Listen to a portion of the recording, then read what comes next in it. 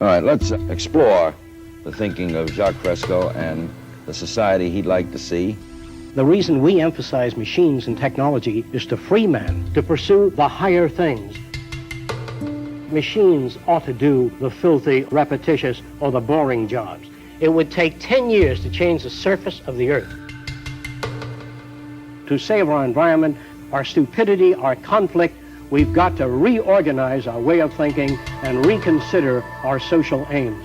We must put our mind to this as we do to put a man on the moon.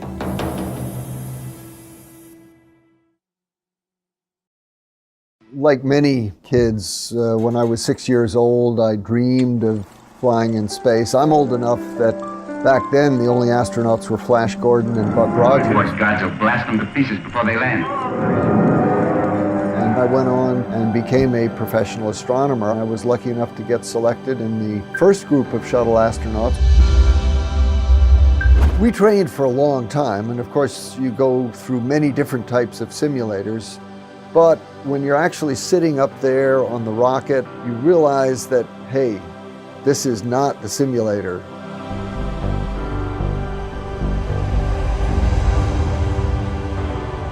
The whole vehicle is shaking a little bit on the pad. And then you hear this roar down beneath you, and the whole shuttle tilts forward a little bit.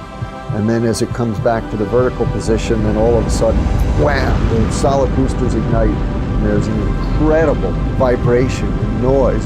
And for the next 2 minutes, there is just so much power that you're sitting on top of.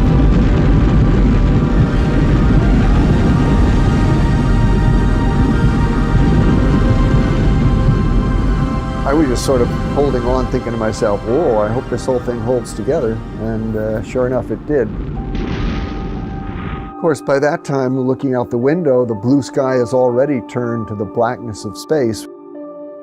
And I can see in the distance the coast of Africa coming up into view, and I always remember that feeling on my first flight when I realized, wow, you're in space.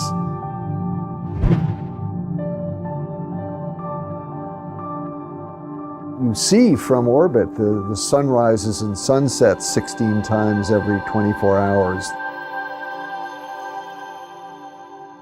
Flying over the Earth at night, in particular, gives you a real sense of human civilization. Because during the day, you look down and you see the colors of the Earth, you see the forms of the landmass of the continents. There's a lot of beautiful things to see during the day. There's also the view of the impact that humans have had on our planet, and that can be pretty scary. Over the course of 11 years of flying, I watched as the Amazon jungle was continually being deforested. At night, you'd constantly see agricultural burning all over the world.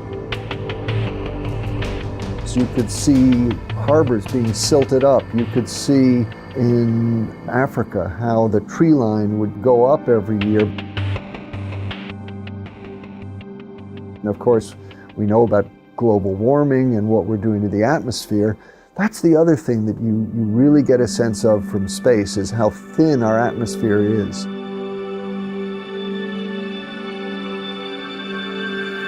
Basically, the idea that we're seeing this environmental damage on the Earth created by humans, but we see it from a cosmic perspective, means that it's just not something that we can ignore. The planet is responding to the presence of humanity.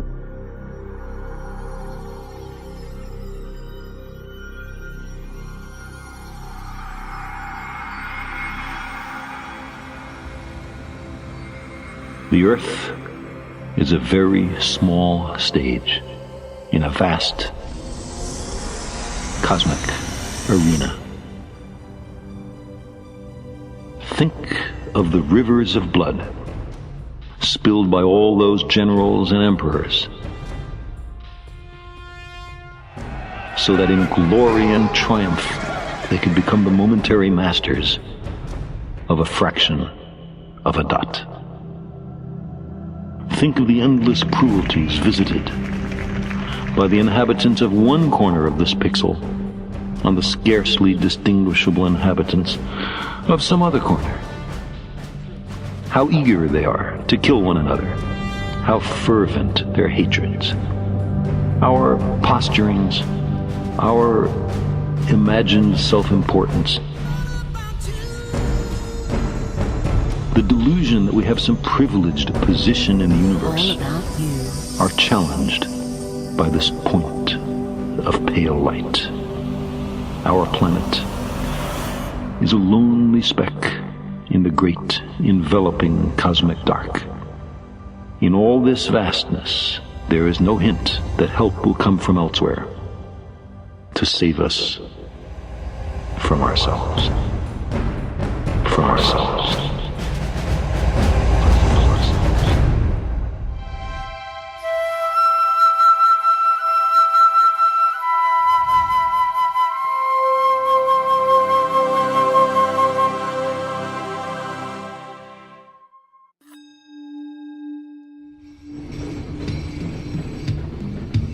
For the first time, we have the capability, the technology, and the knowledge to achieve a global society of abundance for all. We cannot continue as we are, or the consequences will surely be dire. A 2012 UN report states that a global population growth from 7 billion to almost 9 billion is expected by 2040. Demands for resources will rise exponentially. By 2030, requirements for food are projected to rise by 50%, energy by 45%, and water by 30%. We are presently depleting natural resources 50% faster than their planet can renew. At this rate, it is estimated that we'll need 3 more planet Earths to keep up with resource needs as they are today. What is the 6th extinction? Is it happening right now? What's the cause of it? What we as human beings are doing to the planet, changing the basic conditions of life very dramatically and very rapidly. And yet, from environmental disaster to war, our obsolete value systems perpetuate insanity, threatening us on many fronts. Is it the best we can do to just clean up after the fact? Are politicians capable or even competent to manage the world around us? Speaker, let me explain. The Prime Minister. Are we simply incapable of anticipating and planning for our future? Are we innately flawed in ways we can't change? Why not just use firing squad? We often hear that human nature is fixed. It's only human nature. And our worst qualities are inborn. How are they going to stop being criminals? Oh, nonsense. They were born that way, and there's no use trying to change them.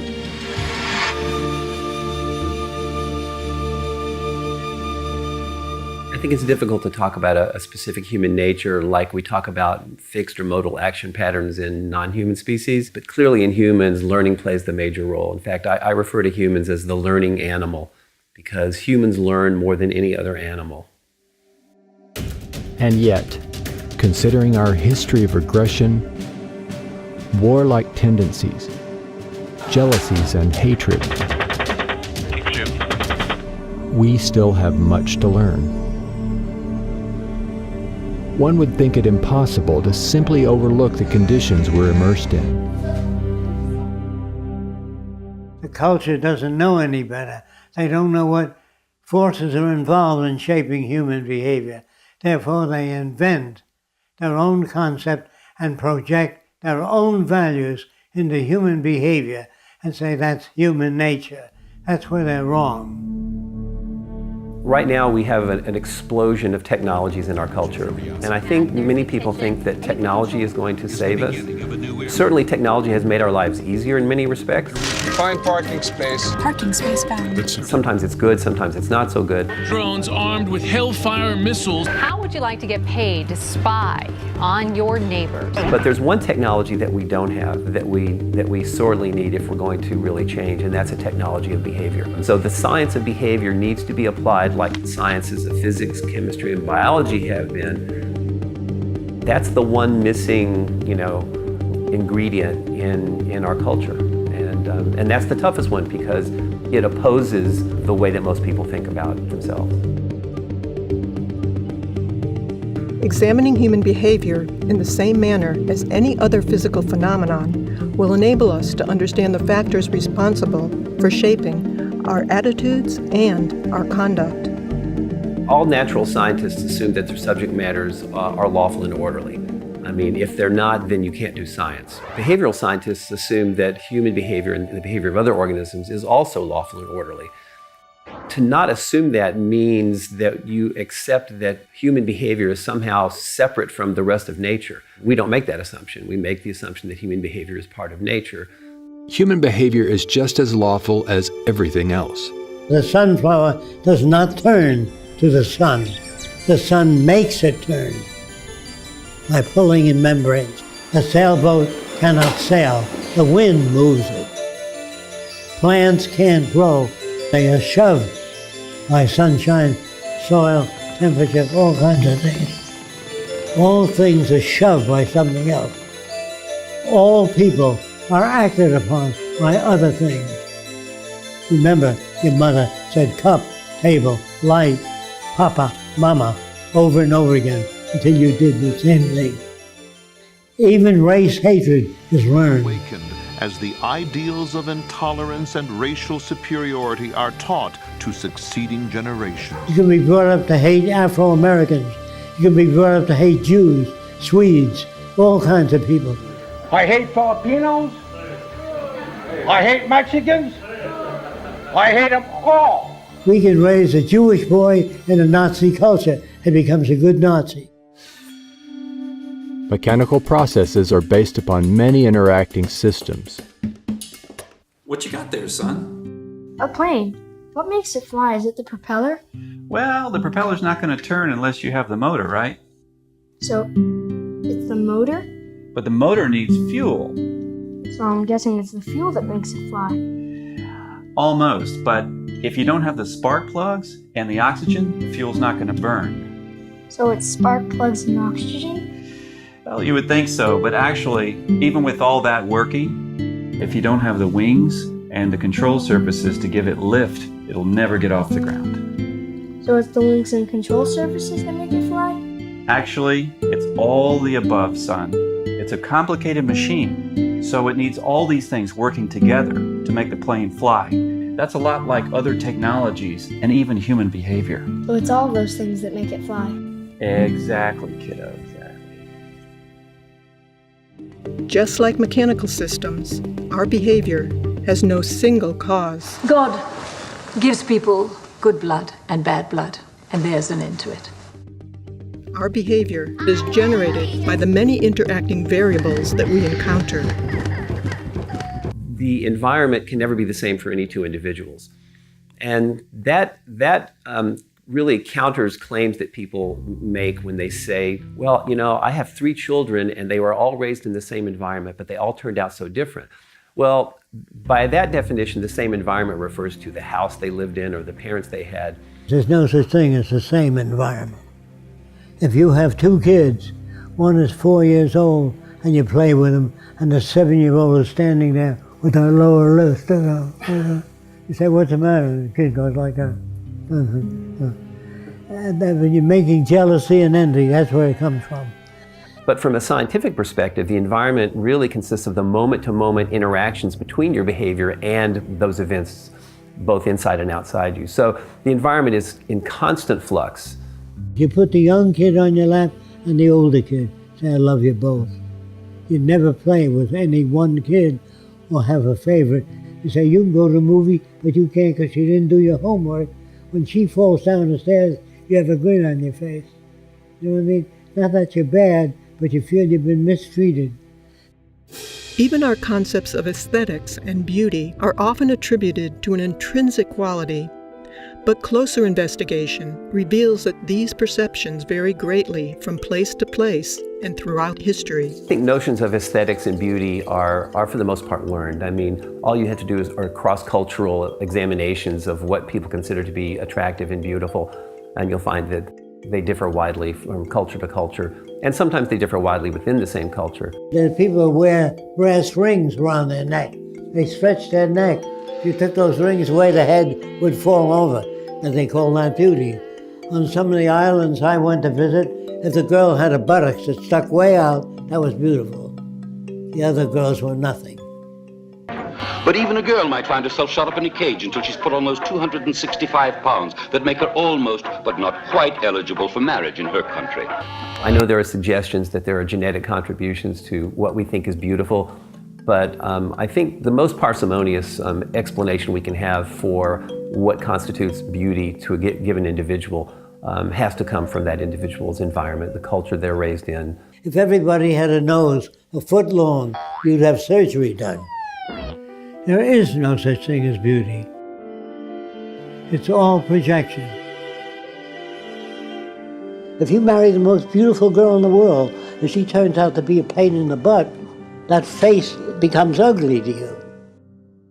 Some researchers are posing that genes, rather than upbringing, determine if someone might become a criminal and even a murderer. If you ask people to tell you what determines whether they become a doctor or a lawyer or whatever profession, most people will agree that it has to do with your upbringing. You know, the influences from your parents, from teachers, from others, and not genes. Genes don't determine that you become a lawyer or a doctor. Genes don't give us a value system or a process level by which we operate. Well, genes don't shape our behavior. The genes themselves were shaped by our evolutionary history, but our behavior alone is squarely shaped by the environment that we're exposed to. Behavior does not occur in a vacuum. It is always dependent on considerable environmental input.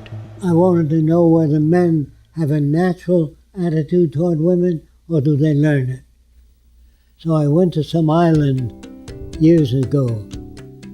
But the interesting thing about the islands is they wore no clothing. And I never saw a male stare at the female body. Children swim nude when they're babies, boys and girls together. There was no peeping toms on the island. There was no pictures of nude women up on the wall in their huts, because it was a normal thing to be nude. They said to the girl, "Me like you," and they stroked them from the top of the head all the way down. But they didn't go for the breasts. Men go for women's breasts in this country because they're taught, hey, get a load of that chick. And whose fault is it? It's not the Democrats' fault. And it's all Obama's fault. Of course, the traditional notion, which is one that gives the individual personal responsibility and autonomy, is one that gives the individual credit for his or her behavior, and also, on the other hand, blames the individual for his or her behavior. Blaming people for their behavior is one of the most detrimental things of our so-called advanced culture. Their behavior is shaped by the culture they're brought up in. And of course, that's built upon or based upon an assumption that we are free and we freely choose our behavior. But a scientific perspective actually takes the opposite viewpoint. The scientific perspective is a determinist one, which suggests that our behavior is lawful and orderly. Our behavior is caused. There's no serial killer that doesn't have a background that made him that way. Every gangster, every New York gangster is made that way by associating with people like that. Our social and legal systems blame and punish the individual. Yet these attempts to modify conduct by punitive means ignores the person's background and surroundings, which shape that behavior to begin with. From old-school prison gangs to disruptive street gangs, it's a dangerous mix for staff and inmates alike. Research shows that learning also changes the physical and chemical structure of the brain. Obviously, there are many contributing factors, but genes play a small role in comparison to the effects of the overall environment on how we learn. No Chinese baby was ever born speaking Chinese. Did you know that? They had to go to school to learn the language. No French baby was ever born speaking French. No matter how many years the parents spoke French, they have to learn it. Our cerebral cortex is really built on plasticity. Our behavior is very malleable and very adaptive. We're the most adaptive creature on the planet. And if you look at the history of humankind on the planet, you can see that we've learned to adapt to every single environment on the planet. The only difference between a preacher and a thief is the environment they're reared in. We don't come to our own conclusions without any outside influences. We don't change our minds. Our minds are changed by events. Heard about them, right, brothers? No. They say they want to build themselves a flying machine. They ain't never gonna be no flying machine. If God wanted them to fly, he would give them wings.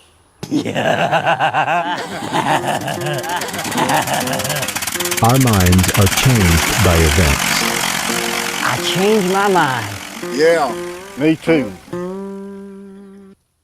If you're born with a brain that's more effective, faster than the average brain, you become a fascist faster if you're brought up in a fascist environment. A good brain cannot describe that which is significant. A brain has no mechanism of discrimination. Only experimental evidence determines that. If the surroundings that establish our values remain unaltered, in spite of the urgings of poets, priests, and politicians, the same behavior and values will persist. If you tell people that you're not to fish in a certain area, if you don't provide food for those people and the means of living, they will violate those laws. All laws have to coincide with the nature of the physical world. But it isn't the law that prevents crime. It's if you meet the conditions. These days, rhino poachers come by helicopter, armed with powerful tranquilizers and a chainsaw. Rhino horn is now worth more than gold. If people are unemployed, they will do whatever they have to do to feed their family. So if you make a law and say that you're not to steal food, they will steal food if that serves their family needs. Any law that's made by man that doesn't fit the circumstances of reality will be violated. Higher ideals and aspirations that people hope for can't be realized when there is deprivation and war. If you want to go bomb somebody, there's remarkably little discussion about how much it might cost. But when you have a discussion about whether or not we can assist people who are suffering, then suddenly we become very, cost conscious. No culture evaluates human behavior in this way. If they did, they would question what is it that generates greed, bigotry, inequities, and war. They bring you up with the values that put them in power. Unfortunately, all societies to date have indoctrinated people toward values that perpetuate those in power.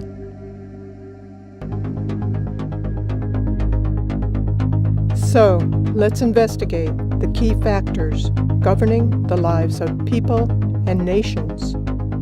Money and the values, behaviors, and consequences it produces. Time and sales data.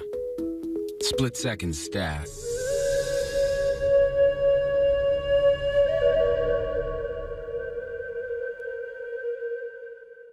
As a remnant of antiquity, money now largely serves as a mechanism of corruption, deprivation, and control in the hands of a few. It's corrupted everything. I mean, every institution that we live in is corrupted by money. What's fascinating to me is that we can become enslaved by something that we've created. Not physically, but just mentally enslaved by a notion that was invented by humanity. It is archaic because I think we've grown past what money can do. It is well enough that the people of the nation do not understand our banking and money system, or if they did, I believed there would be a revolution before tomorrow morning. Henry Ford, Ford Motor Company. In a desperate attempt to survive, many work multiple jobs. They may steal, lie, or embezzle. So stress-producing that the average person worries about rent, losing their job, can't pay off the house. On a bigger scale, the profit motive creates a ruthless cycle of devastation. Illness, pollution, and war are accepted as normal. You have sort of a wartime economy that begins to be self-perpetuating, and you have powerful people inside of a power vacuum, really, who see it as in their interest to perpetuate the conflict. But it does benefit the few at the top who live parasitically by the manipulation and control of money. The banking system right now is effectively enslaving individuals, enslaving students, enslaving institutions, and sucking resources from them. They set it up so that there would be private central banks that could charge everybody interest on the currency and allow themselves to get rich without having to do anything. Who's been doing all of this? It's a group of bankers, the Federal Reserve System, that's a private system. The Fed is a private bank owned by private stockholders. Do not let the name Federal fool you. In 1913, which is when Woodrow Wilson allowed the Federal Reserve System legislation to be passed, most of the Congress people had gone home. This legislation turned the central bank system of the United States over to the Federal Reserve Board, making them the only group that could issue Federal Reserve notes or U.S. dollars. President Wilson, he regretted that. He said that he had just sold this country downstream. A great industrial nation is controlled by its system of credit. Our system of credit is concentrated. The growth of the nation, therefore, and all our activities are in the hands of a few men. We have come to be one of the worst ruled, one of the most completely controlled and dominated governments in the civilized world. A government by the opinion and the duress of small groups of dominant men. President Woodrow Wilson, 1916. It's a fiat system that we operate under, and it's actually someone punching numbers on a computer somewhere. That is how we manufacture money today. There's nothing backing it, there's nothing behind it. When government spends more than it collects in taxes and needs money, it does not print its own money, but borrows from the Federal Reserve in exchange for U.S. bonds, which the Fed provides at interest. When people and corporations want money, they go to banks as well. The system is rigged. If a bank buys a $100 bond, the bank gets to lend out 10 times that amount, or $1,000. They created the extra funds from nothing. No money, gold, or anything to back it up. The bank also gets back the loans with interest for all the money lent. Money is created this way from the simple signature of a borrower with the promise to pay it back. And to make matters worse, very often people are paying the amount back many times over due to the interest. This is the process by which individuals, companies, and governments acquire money. It is respectably referred to as fractional reserve lending and is used globally by most other banking systems, keeping people and entire nations in perpetual debt. So if you just keep printing dollars with no backing, at a certain point, people lose confidence in the currency, and that's what's happened. The banking system right now is in the business of manufacturing risk by creating debt for individuals and people. And so there is the risk that those people will not pay that debt back. But the liabilities for the risk have been and continue to be assigned to the U.S. taxpayer in the U.S. currency. We're now sitting in a situation where the world's currencies are about to crash. Nobody knows how long it's going to take, but the Federal Reserve System has been printing dollars like there's no tomorrow. You have what is effectively a criminal enterprise based on the manipulation of people's attention, resources, and time in order to extract value from them. They're stealing money from us that way. They're stealing the result of our efforts and our labor. And that is something that has grown as a cancer on our society. These bankers are all part of a system called the Bank for International Settlements. Most people, even in business and banking, don't understand this bank and its role as the BIS. They own 40% of the assets of the 43,000 companies that are traded on the capital markets. The bank runs itself. It has a board of directors which is composed of 15 governors of central banks from around the world. And they pull down 60% of the annual earnings. They bought up all our media, and that media is hoodwinking citizens. The media has morphed into just peddling the corporate interests of the money masters that control the political establishment. There's about 118 boards of directors that sit on these 5 giant media corporations. And they all serve different boards, of Monsanto to weapons to food. So when you have all these interests bleeding together, it's that much harder to differentiate what interests you're seeing laid out in the mainstream media. Fair, balanced. If you want to understand power, you have to understand who nominates candidates, not understand who votes for candidates. Our system is not a democracy. The percentage of our population that participates in the nomination process is literally less than 5% of the population, and really less than 1% of the population. If I was in control of the nominating process of everything that everybody ate, and I always nominated cheeseburgers or fried chicken, and I told you that it was a democracy and you could eat anything you want as long as it was a cheeseburger or fried chicken, would that be a democracy? I could sell it to you as a democracy because I don't decide whether to eat cheeseburgers or fried chicken. You get to vote in a very large and well-publicized election as to whether we're going with fried chicken or cheeseburgers. And people organize into very tribal groups, being very anti-fried chicken and very pro-cheeseburger, or they'll explain to you exactly why cheeseburgers are going to be the end of the world and why fried chicken's going to save you. Those who can afford it hire lobbyists who essentially buy politicians. Most of the time, either party will suit their needs. Definition of a lobbyist in the United States is someone who advocates for someone else and is getting paid for it. The laws then enacted are quite often written by the corporations to benefit themselves. Professor Thurber sees an underground explosion in lobbying and estimates the industry actually brings in more than $9 billion a year, exceeded only by tourism and government. The reason that we aren't changing things right now is the banks have lobbyists in Washington in numbers I've never seen. Lobbyists are strictly there to buy access. They are not there to enhance the democratic process. Families and working people just don't have that kind of representation, power, or influence to look after their needs.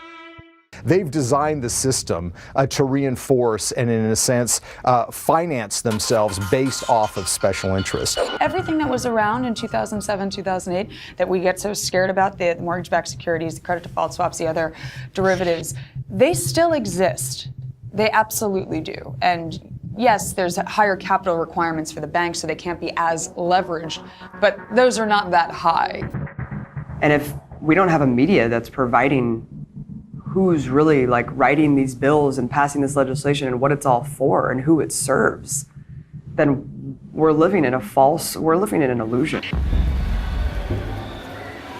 Well, I think that generally the laws in this country are written by the wealthy and the powerful, because I think by definition that's who controls the legislatures and the commanding heights of the power system in this country. And that's a scary reality, because you can pay your way into having laws implemented that serve you and your corporation as you would like them to serve. The complete impunity that corporations have to operate unabated and pollute the entire planet. A major spill of toxic coal ash is raising questions again about the safety of water and the government regulators overseeing industry. There's zero accountability. Other than slap on the wrist of a couple fines here and then. Slave labor to the exploitation of resources on the planet. The slap on the wrist of industries that pollute, cut corners, and violate policies will continue as long as it's profitable to do so. JP Morgan paid $13 billion in fines last year.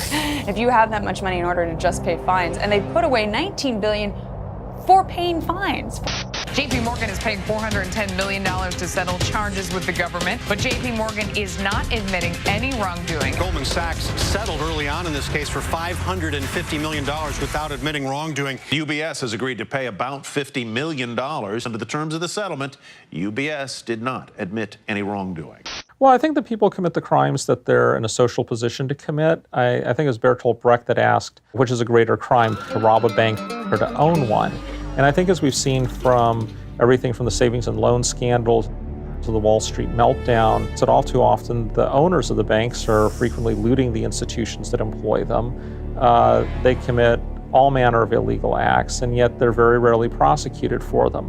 And throughout history, there's been very little, I think, pretense that the government has always acted as an agent for the wealthy class. Yes, there might be idealistic politicians that got into the game to change the world, but if they're good, any good at their job, they're no longer changing the world. They're serving the interests of their donors if they want to rise in the world of politics. They say, write your congressman. Who the hell is this jackass that you have to write? He should be at the forefront of technology and knowledge. You don't have to write him. I'm sure most of you have flown in airliners. You don't have to write the pilot saying you're flying at an angle. Straighten out, God damn it. He knows his business. That's how he got the job. The people in Washington are lawyers and businessmen and can solve no problems. If the bottom line and it's a profit-driven world, then those interests are going to be served first, and everything is going to be secondary, and that's the sad reality of it. There is no value system that's put out there that is actually beneficial to humanity because it's based on consumerism and profit-making. And we use artificial pumping in animals to make them grow faster. So if you can multiply the cells of the chicken faster, you can sell it sooner. But does that have an effect on the human body? They don't worry about it. They worry about the sale of chickens. Wealth is going to the rich faster than any other time in history. The success of the industrialized world has been dependent on the failure and the lack of development of the developing world. I mean, the reason that they're stifled is because they are indebted to the first world. We wouldn't be prospering if it weren't for the labor that's going on and the indentured servitude that's going on in the entire developing country. And so that's the power dynamic can never change in that respect because it's literally dependent on it being that way. The dirty and dangerous work done by children. The jobs down in the pits are typically reserved for teenagers with only tree limbs to brace the mine walls. The risk to them is real. Rich governments like to say they're helping poor countries develop. But who's developing who here? Each year, poor countries are paying about $600 billion in debt service to rich countries, on loans that have already been paid off many times over. And then there's the money that poor countries lose from trade rules imposed by rich countries. Altogether, that's more than $2 trillion every year. Money systems have existed for centuries, and whether we realize it or not, have always been used to control behavior by limiting the purchasing power of the majority of people. One example of this is the criminal justice system. Many proclaim prisons don't work, but ultimately, prisons are a resounding success as a tool for social control to safeguard the political and economic established system. If you hire people whose only expertise is caging people to try to fix social problems, you're not going to get a very good solution. But I think that they're very good at caging people, and I think that's why mass incarceration has been a huge success for the ruling class in this country. The United States is really number one in a lot of things, and I think the biggest thing that we can say that we're number one in is how many people we lock up. And the United States has roughly 5% of the world's population, but we've got 25% of the world's prisoners. China has 4 times as many people as the United States does and half as many prisoners. The United States has more prisoners than the Soviet Union did at the height of the purges and the collectivization in the 1930s and the infamous Soviet Gulag. Poverty is a vicious cycle, rarely escaped by the poor. Studies found that scarcity can reduce mental capacity and cognitive performance. In children, it affects their brain development and memory. Additionally, the poor are often forced to live in areas of low air quality. Far from being a problem for only the poor, all areas of the socioeconomic spectrum suffer when our air, food, and water are polluted by fossil fuel emissions and radiation from nuclear accidents. The current energy infrastructure results in about 2.5 to 4 million deaths per year worldwide from respiratory disease, cardiovascular disease, and complications from asthma. We're in downtown Beijing and the pollution readings have once again gone off the charts. Readings are around 25 times World Health Organization standards. Including 50 to 100,000 deaths per year in the United States and 16,000 alone in California. The economic system that we're living in today is destroying the planet because it is based on an unsustainable model. We're seeing proof of that right now. The current energy infrastructure, which has been going on for a long time, has resulted in the accumulation of greenhouse gases and particles that cause warming of the Earth's climate. And the Earth's climate is warming at a rate faster than any time since deglaciation from the last ice age. In addition, higher CO2 levels, CO2 is an acid, it dissolves in water, becomes carbonic acid, and has resulted in the acidifications of the oceans, and this is destroying coral reefs.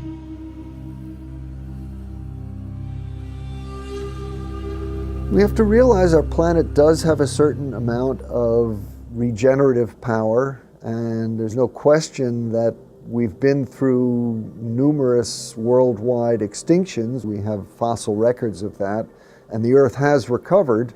There is a limiting carrying capacity, though. There are many additional impacts of global warming. Sea level rise is a very big concern. For example, right now there is about 65 to 70 meters of sea level stored in ice, mostly in the Antarctic, but also in glaciers in Greenland and also sea ice in the Arctic and other places. The temperature's warm enough that we melt all this ice. That means the sea levels will rise 65 to 70 meters, and that will cover 7% of all the world's land and result in all this is along the coast where most people in the world live. This will cause a significant disaster. We're also seeing enhanced storminess, increased intensity of hurricanes, and greater extremes of weather associated with global warming. So there are significant problems associated with this, and these are all tied back to the emissions from coal, oil, and gas combustion that have been occurring since the Industrial Revolution that started in the mid to late 1700s.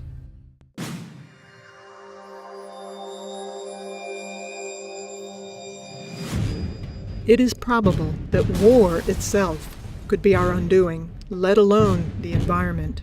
Our brutal, competitive behaviors are not human nature, but simply a result of scarcity, making us all competitors in the fight to attain what we need to survive.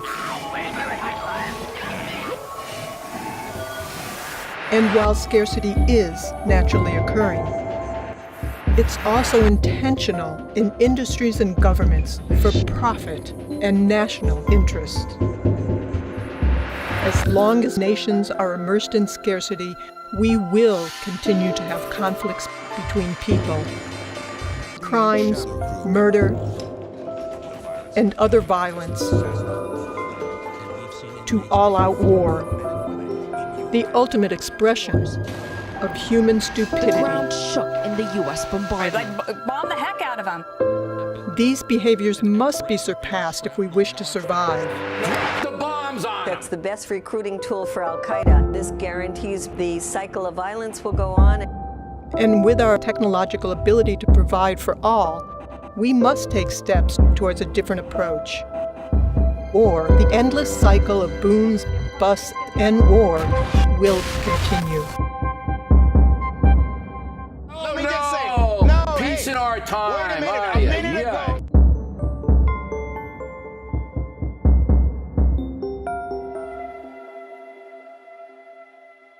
Nobody, including the United, and most of all the United States, goes to war to liberate or spread democracy. The only incentive on a practical level to go to war is to acquire resources. In the United States case, it frequently is either energy resources, shall I say, supporting political alliances to preserve access to energy resources. Smedley Butler, a U.S. Marine Corps General Major who was the most decorated Marine at the time of his death, stated it well when he wrote, I spent 33 years and 4 months in active military service, and during that period, I spent most of my time as a high-class muscle man for big business, for Wall Street and the bankers. In short, I was a racketeer, a gangster for capitalism. I helped make Mexico safe for American oil interests. I helped make Haiti and Cuba a decent place for the National City Bank boys to collect revenues in. I helped in raping of half a dozen Central American republics for the benefit of Wall Street. I helped purify Nicaragua for the International Banking House of Brown Brothers. I brought light to the Dominican Republic for the American sugar interests. I helped make Honduras right for the American fruit companies. In China, I helped see to it that Standard Oil went on its way unmolested. Looking back on it, I might have given Al Capone a few hints. The best that he could do was operate his racket in 3 districts. I operated on 3 continents. War is a racket. It always has been. A few profit and the many pay. But there is a way to stop it. You can end it by disarmament conferences. It can be smashed effectively only by taking the profit out of war. Our universities today are better equipped than ever. Best microscopes, the best scientific equipment. The bombs are getting worse. The wars are getting worse. Killing is getting worse. You don't need to kill people, bomb cities. There's something wrong with our culture, very wrong. To blame any individual or corporation does not get at the root causes of the problems. The structure of our socio-economic system itself has everyone out to meet their own needs, creating a predatory, competitive environment. Attempting to find solutions to the monumental problems within our present society will only serve as temporary patchwork, prolonging what is quickly becoming an obsolete system.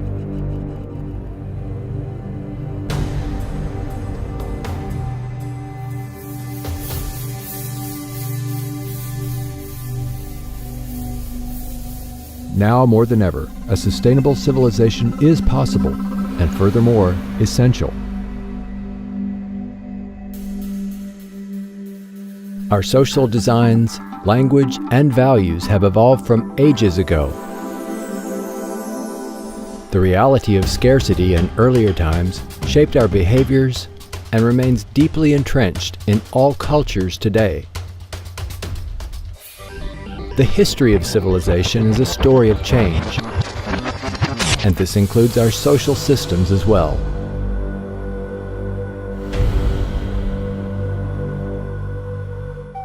Our earliest enlightenments were but stepping stones in the sequential development to our present science and technology, which could now produce and distribute abundance to everyone.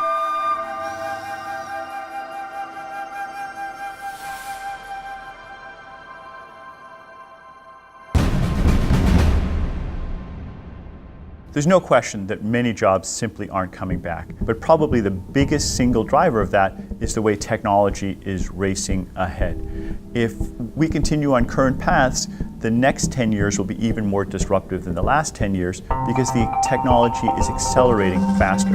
If you keep laying off people and putting in machines, which is happening in the auto industry, they pick up the whole car and turn around, shove the engine in, and moving people out.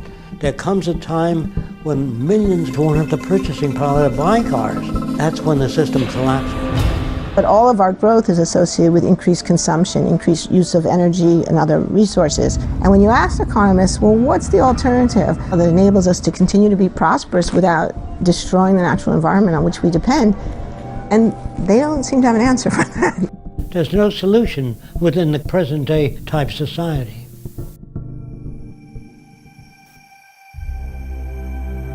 The Venus Project proposes a workable alternative.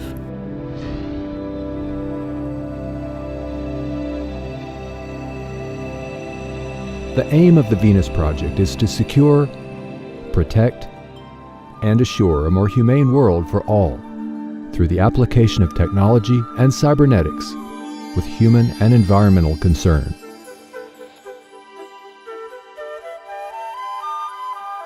People need information to be able to move into the future intelligently.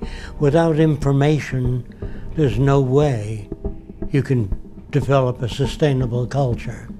It can't be done politically because the problems are technical.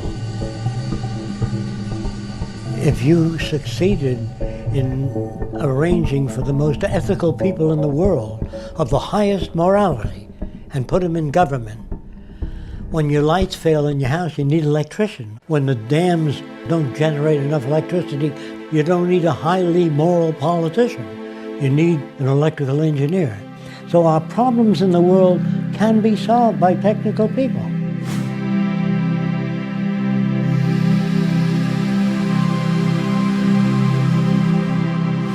What science does provide for us is a great deal of information about the implications of the different options we have.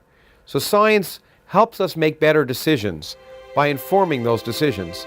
And that's why it's a shame to turn away from science in the public arena.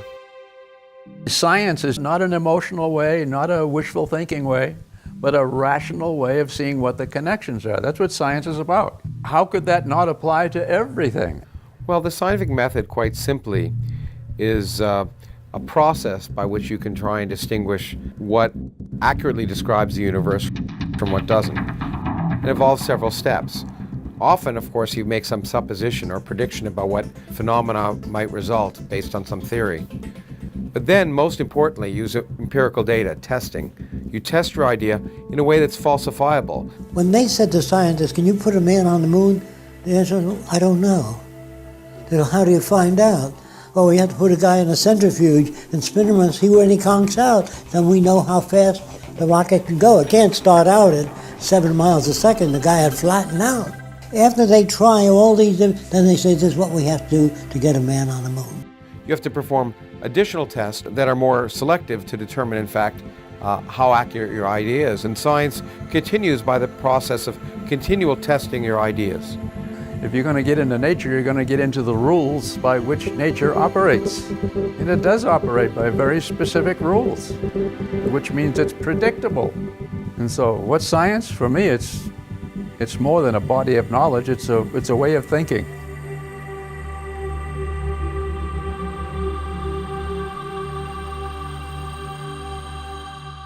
Now, language itself is subject to interpretation. When you say something, it goes through my filters and comes out a little different than what you mean. Now, if you had that in the scientific world, engineering world, when engineers talk to each other, they use physical reference for their language. If they all interpreted what they think the other guy meant, you couldn't build bridges, they'd collapse.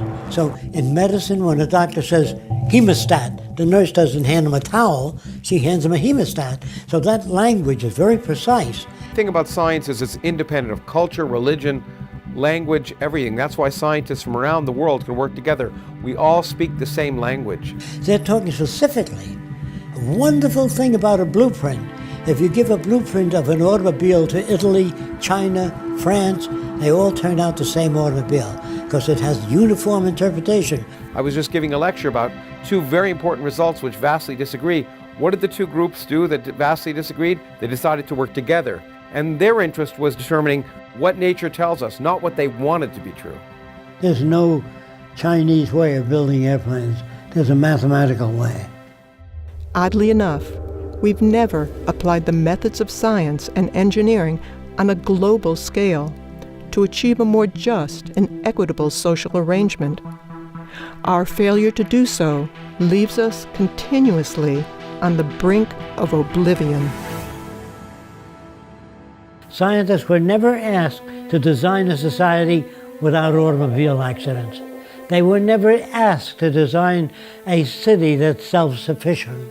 You know, you took the Manhattan Project, they were supported, so they built the atom bomb. We're working on the wrong things.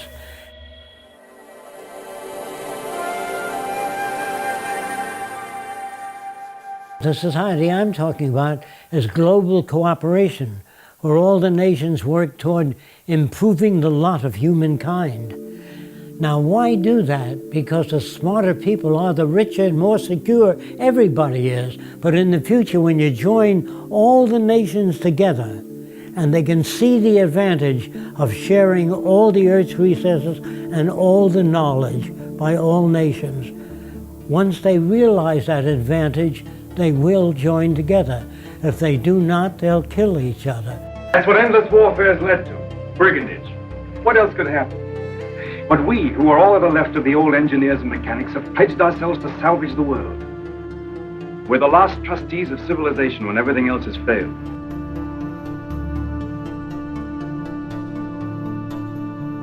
If our planet had a common catastrophic threat, such as a large meteor heading toward the Earth, nations would unite and call upon science and technology to solve the pending catastrophe. Border disputes would cease. Bankers, lawyers, and businessmen would be unable to solve the problem. Resources would be harnessed without cost or profit. Today we face many common threats, far beyond national boundaries.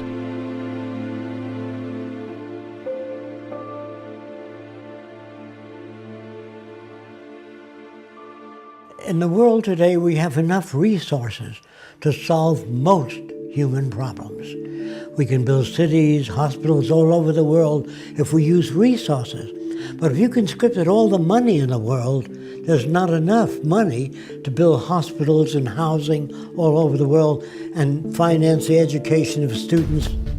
But we do have enough teachers and enough buildings we can use for universities. We have the resources. Money is an interference because it limits our ability and it limits our dreams.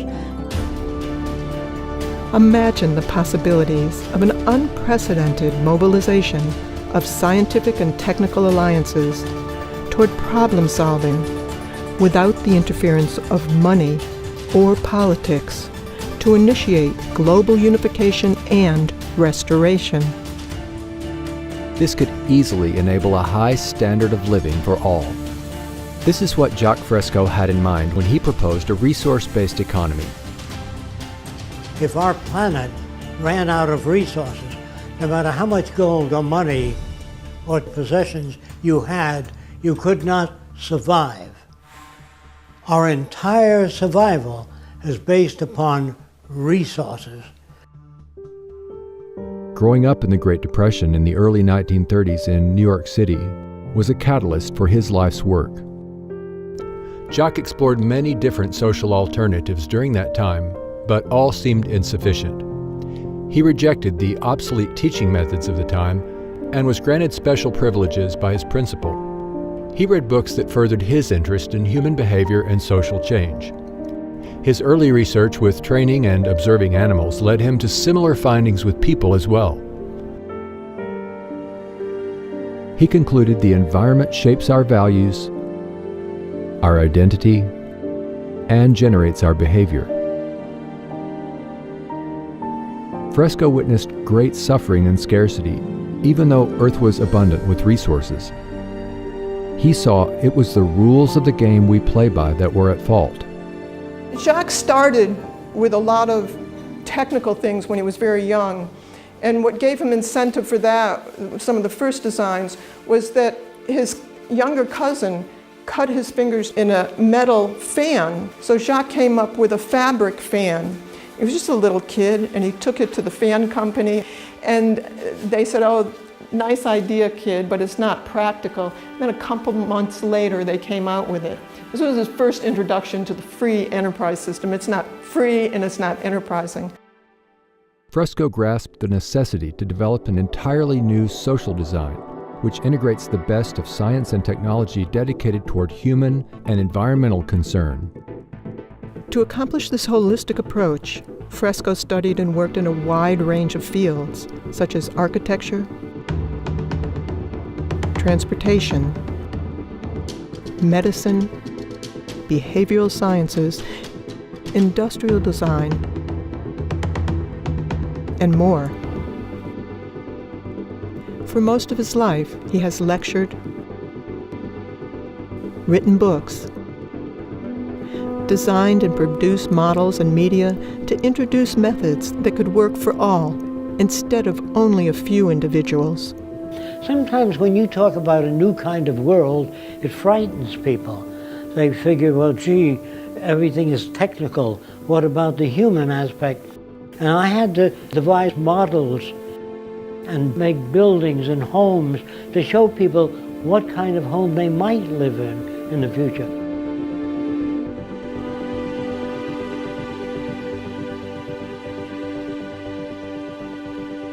I really don't know what the future will be like, but there are possible alternatives, thousands of different alternatives.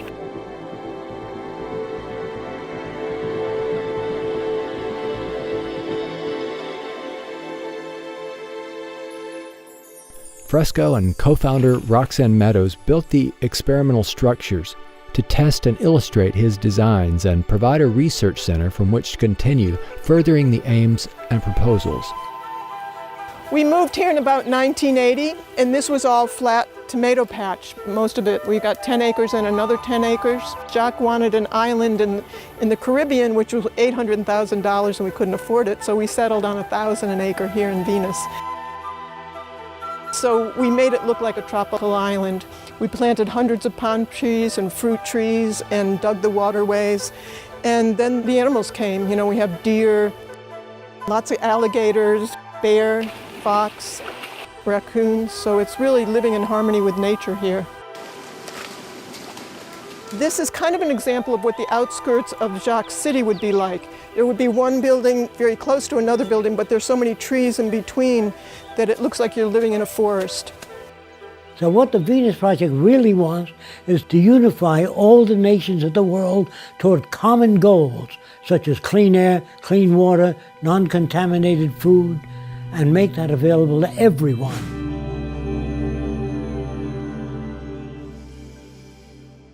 What is really needed is the intelligent management of the Earth's resources. A resource-based economy is based on the carrying capacity of the Earth and its resources.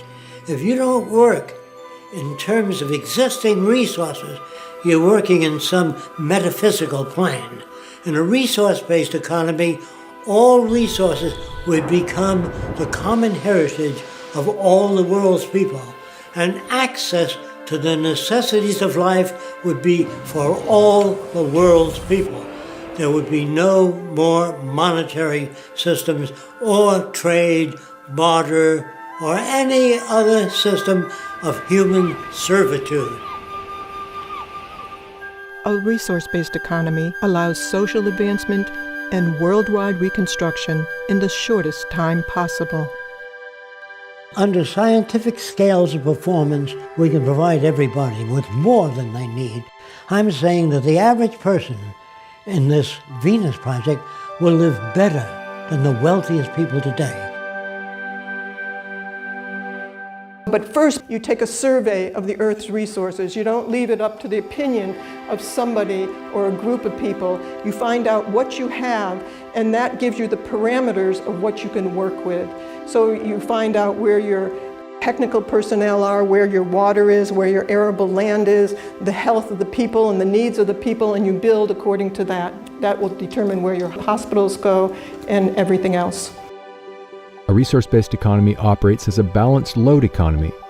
This means avoiding shortages and overruns, thus optimizing efficiency and conserving energy. There would be no excesses and little waste. It would be balanced to the environmental conditions and human needs. For instance, there would be no houses without people in them, or cargo trains traveling empty or stored in freight yards dependent on the business cycle for their use. This also ensures natural resources are not depleted as in our present system. Here's where I got the ideas from: the human body. The brain says, if I do all the thinking, I want most of the nutrients. Then the lungs would say, just a minute, if I don't oxygenate the blood, you couldn't work as a brain. So the brain says, all right, I'll give you whatever you need. Then the liver says, if I don't filter, the brain and the lungs will die. So every organ gets whatever the hell it needs. And so you have a system that works. When you get an infection in your toe, there's no committee meeting, no democracy, where they send the committee to the brain, say there's an infection in the toe. The brain says, we're going to do a 3-month study. By that, your infection's up to your knee.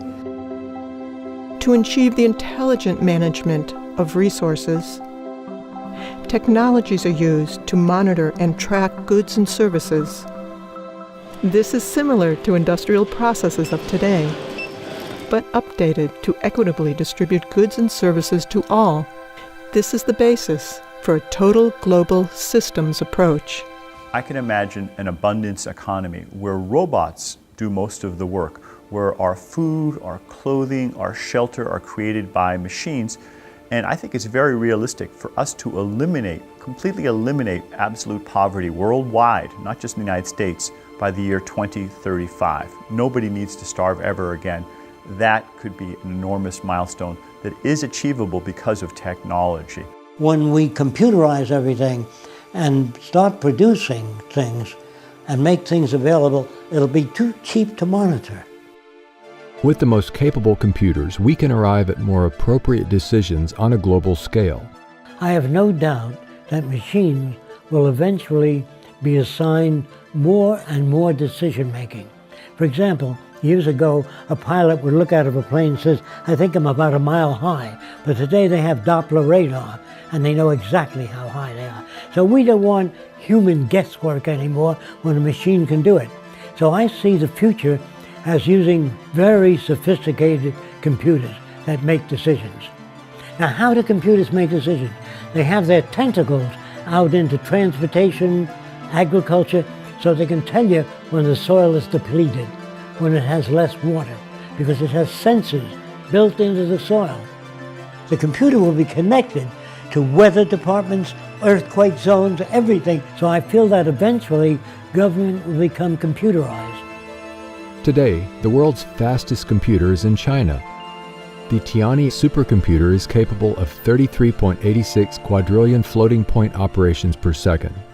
80% of what doctors do is going to be done by computers. Is that really true? Absolutely. I have zero doubt.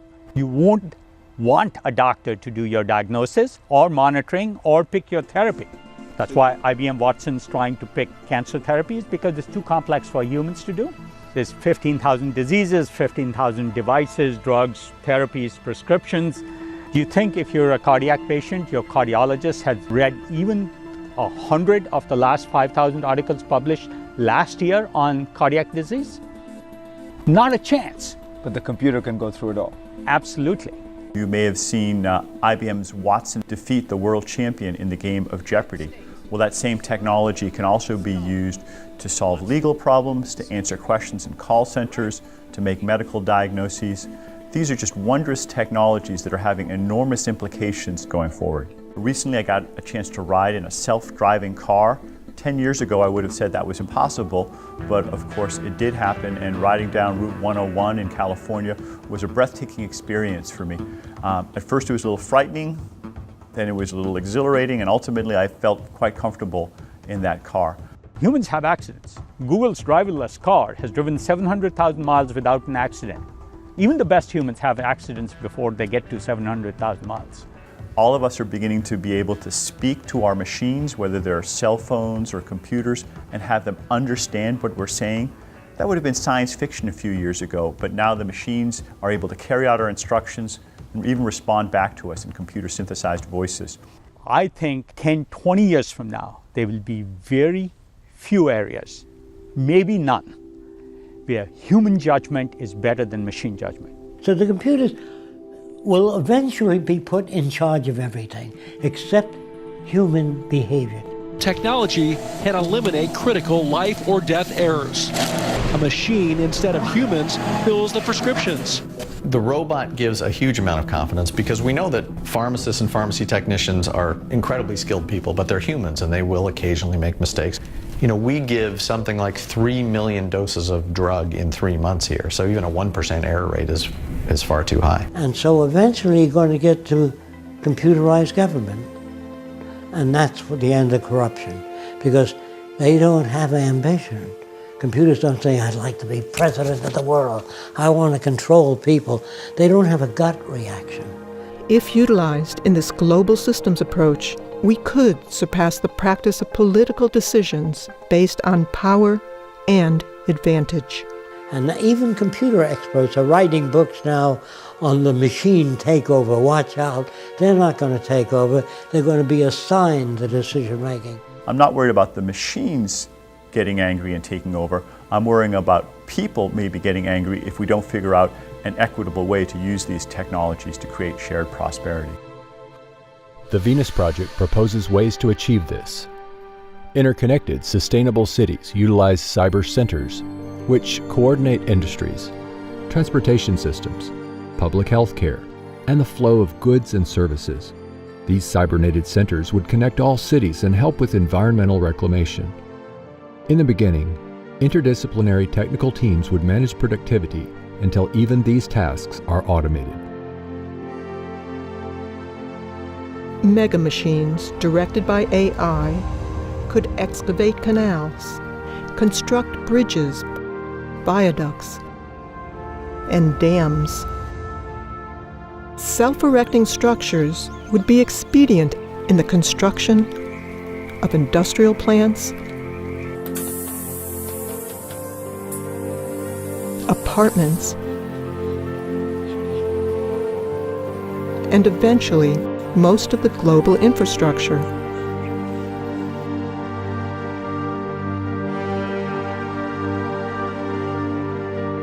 We study all the negative effects before we build anything. So there's a whole group of engineers and computers doing long-term studies of all the negative retroaction. With the threat of climate change, we may be forced to take large engineering feats. The Venus Project proposes automated canal diggers to bring rising seawaters into below sea level deserts, enabling them to bloom. The cities would only use clean sources of energy. Some say this is not possible, but even today, Professor Mark Jacobson is demonstrating otherwise. So our goal is to replace all fossil fuels. There's 30 times more solar available worldwide over land in high solar locations than we need to power the entire world for all purposes in 2030. And there's 7 times more wind than you need to do the same thing. So we are looking to combine all clean renewable energy sources that are available: wind, solar power, geothermal power, hydroelectric tidal power, and wave power. We would need about 4 million large wind turbines to power 50% of the entire world for all purposes. You might say, well, that sounds like a lot. But keep in mind, during World War II, the world produced about 800,000 aircraft in the space of 5 to 6 years, and the US produced 330,000 aircraft in 4 to 5 years. And so that was decades ago, and now we have better technologies and abilities to ramp up production. So it really comes down to willpower. It's not a technological or economic blockade to solving this problem. It's really a social and political blockade.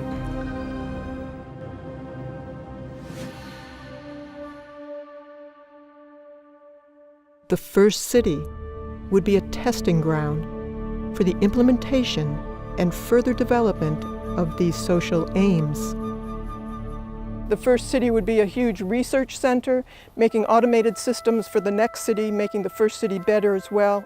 It would be a place where we would disseminate information. We'd have movie studios, be making gaming, computer animation, a lot of different media to get to the public.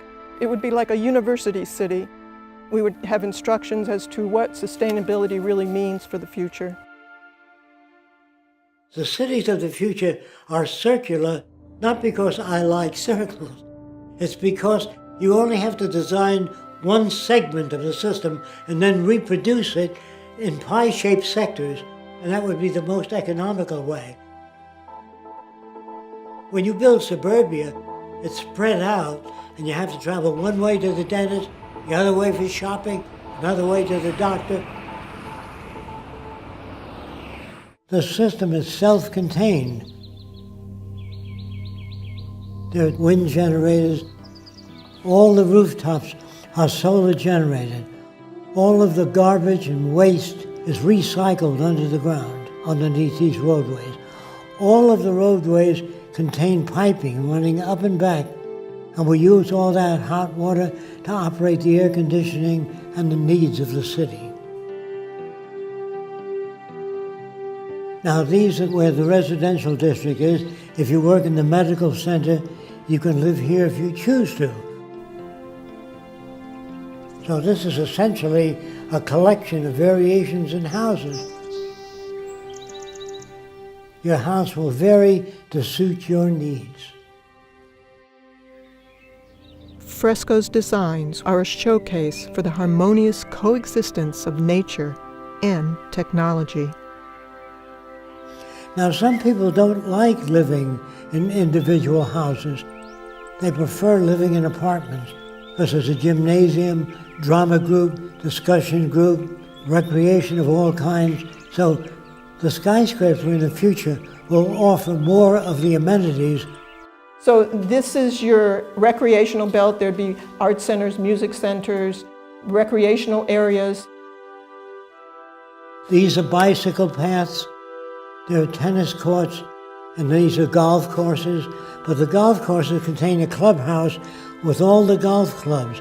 So you don't have to bring anything out to the golf course. You stay there, play golf. When you're through, you leave your clubs there. These are access buildings where anyone can access books, a violin, musical instrument. Anything that they want is free and available. These are your research centers. Everything studied in these areas is to improve your standard of living and everybody else there. There would be no lawyers, no bankers, no ad agencies, no insurance people, no salespeople. Without money, you don't need any of those things. So you could go right into solving the problems that all of us have. That's what we'd be working on. Today, we're fighting over people who have different values, and we're fighting over scarce resources. In the future, you won't have to do that. You'd be working cooperatively to improve the standard of living for everyone. A lot of people think that I want to give people things for nothing, and that's going to spoil people. The fact that you're born in America, you have nothing to do with the airplane, the telephone, the railways. It's all here. And you're lucky because you inherited that, just being born here. That doesn't spoil you. So there's really no basis for crime. Since anyone can access anything they need, no one's going to hit you on your head and take your wallet because there's no money in it anymore. The monetary system has been surpassed.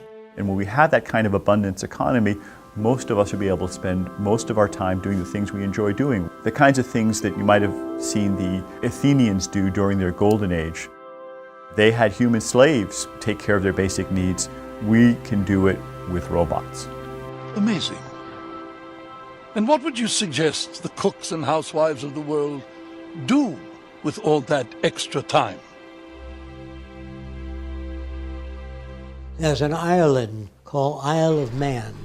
On that island, there's a stream down below, and the women wear a harness. And they go down, they get 2 buckets of water and climb up to their home up there where they boil and cook food. The women have to skin animals and get the animal fat out to operate their lamps. And if someone said to the women, someday you'll turn a gadget and water will flow at whatever speed you want, without you having going down to the river. And someday you'll press a button and the lights will go on. And you won't have to skin animal fat. And the woman says, yes, but what will women do? People will get engaged in how to live, how to relate, to travel, scuba diving, restoring the reefs of the oceans that we damage, cleaning the ocean and the atmosphere. So much we don't know. And you go back to school free of charge, and every city will be a university city where you're updated on what's new.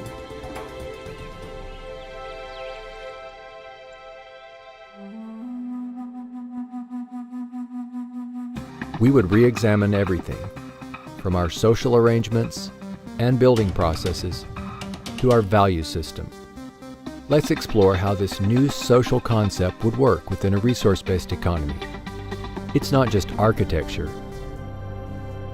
It's a way of thinking.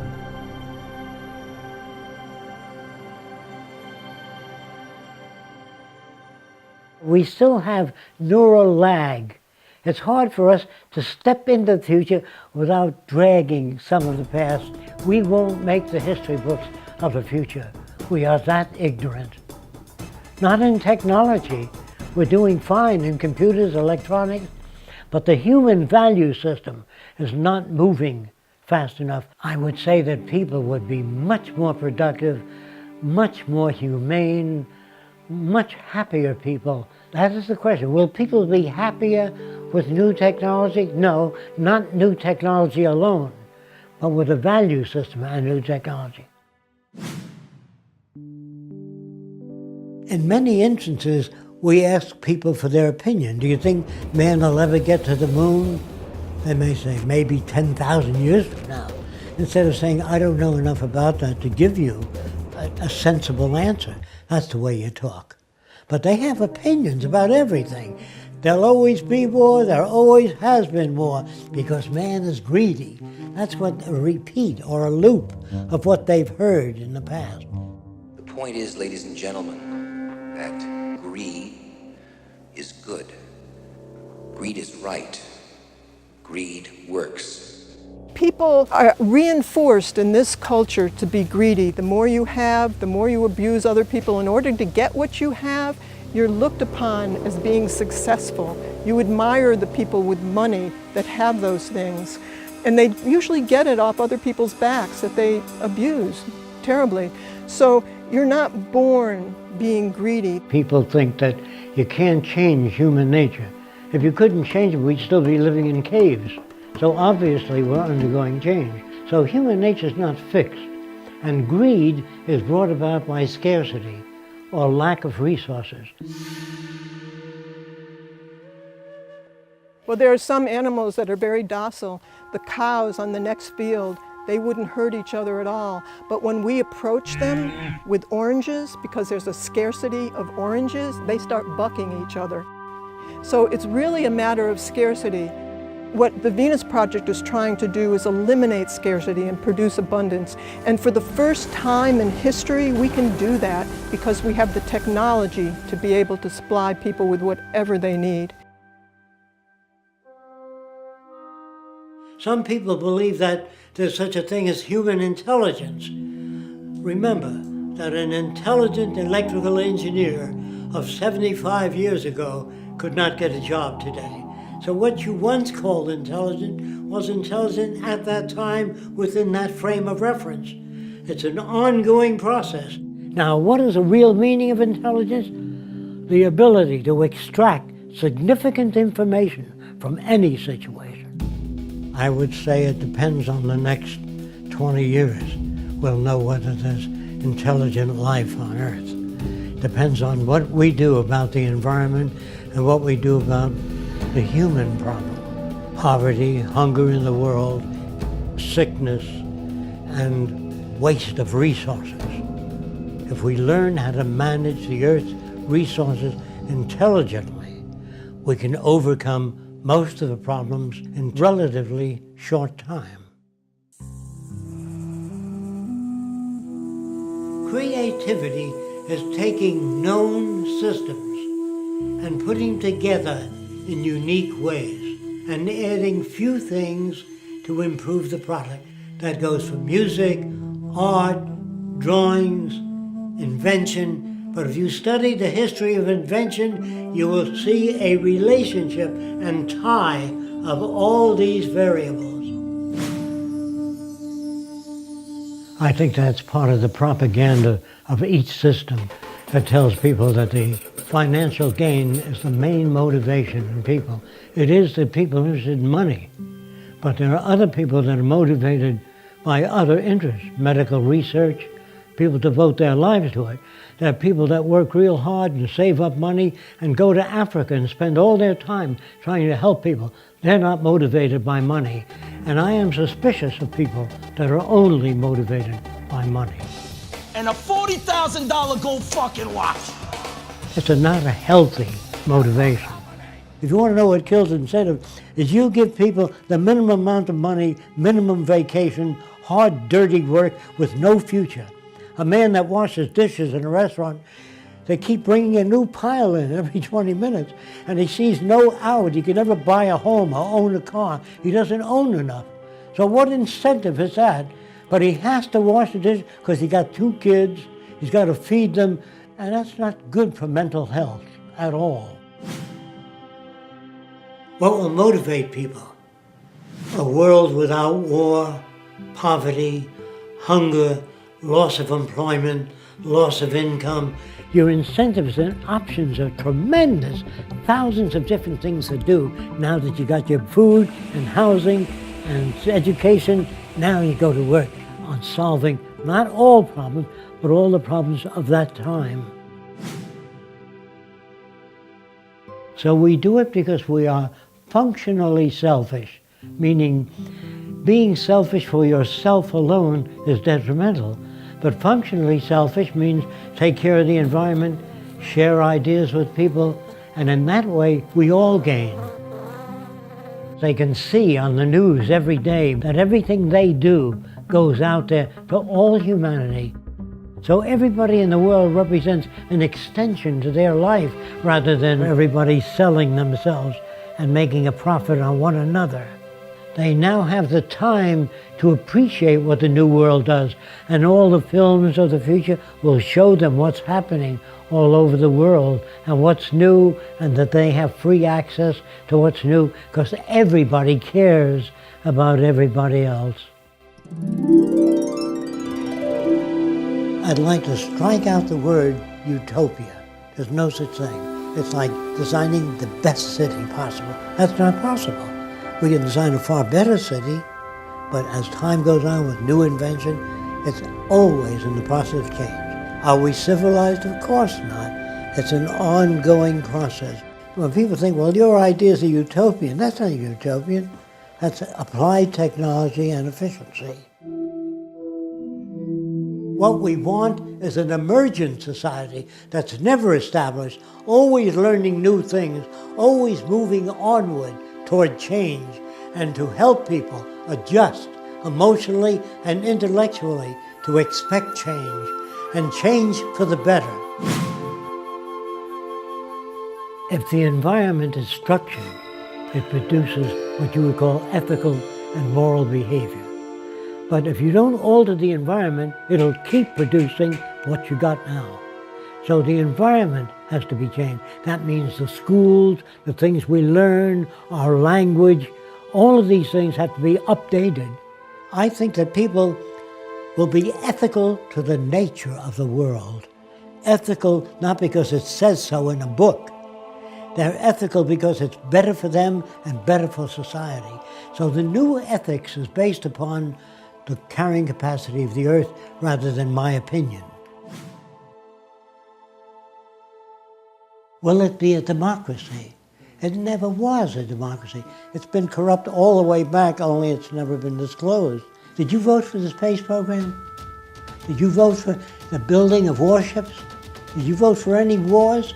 What the hell do you mean by participatory democracy? It never existed. These are words. Whenever you hear democracy and freedom, watch out. That means it doesn't exist.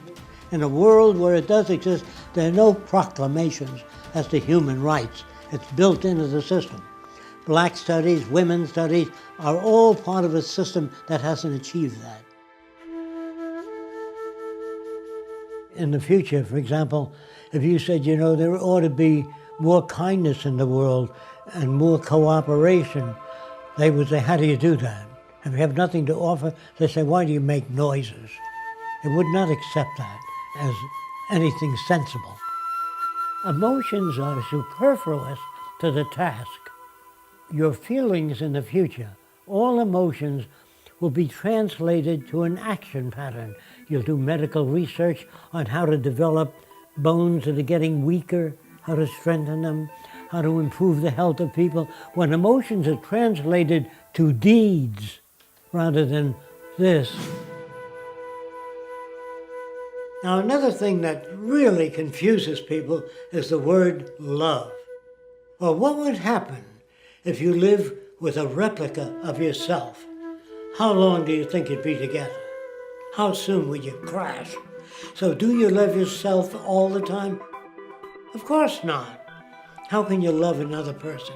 You only love certain things about people and certain things about yourself.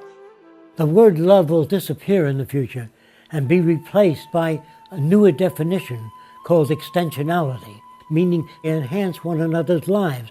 But I love you are just empty words that manifest nothing. It's how people behave to one another that indicates love. There's another thing that's very dangerous, claiming to be aware or conscious. You hear that all the time, at least I'm conscious. Well, I usually meet with those people and I say, where is your liver? I'm not sure. How fast is the blood moving through your veins and arteries? What area of the brain controls creativity?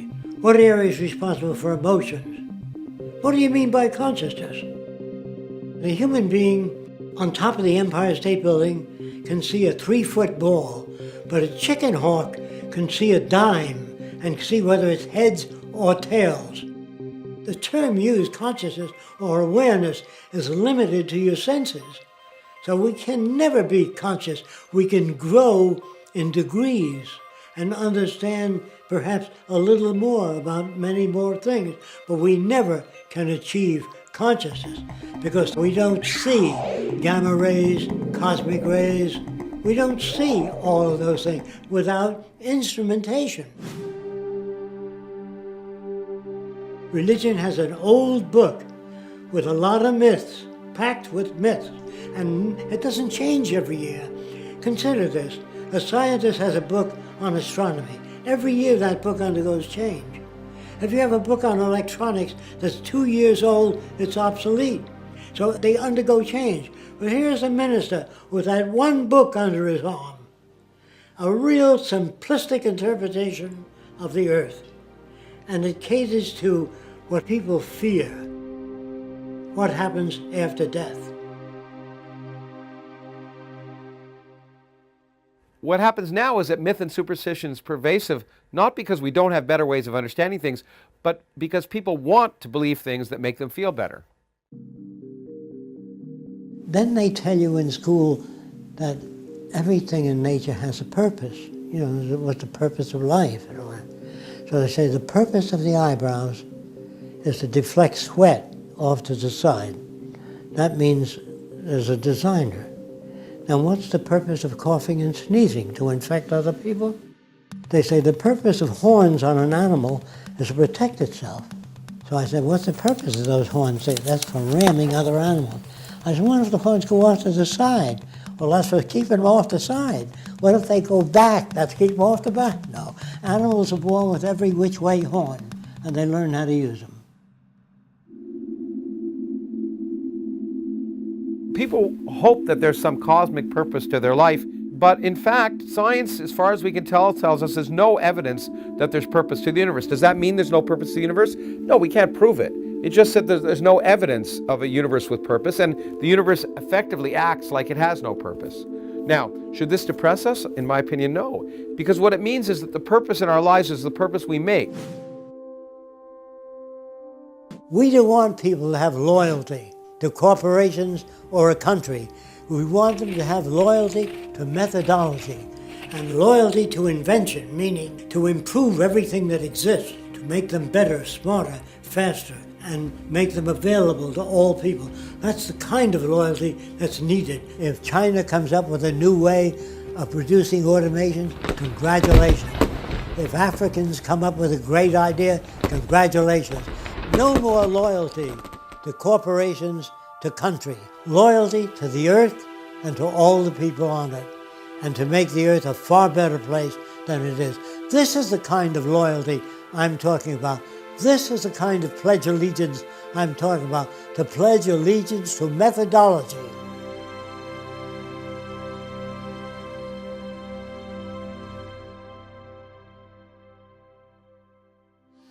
If we manage to arrive at a saner future, the tasks will be about solving problems common to all people, We have to anticipate that the earth is our salvation. If we don't take care of it, no matter how many churches you build, we will starve to death and kill each other. The real challenges are producing abundance, reclaiming damaged environments,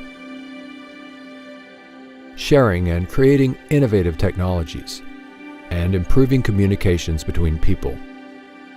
I know we can build a far better world without war, without most crimes, without the need for prisons, and without the need for money. We can surpass that. We have the technical ability to make things available to everyone. All the wonders of technology have no meaning at all unless it enhances the lives of everyone. The vision of applied science can serve the common good. And though this goal has eluded human civilization for centuries, the possibility of a better life for all will depend ultimately on the choices we make today.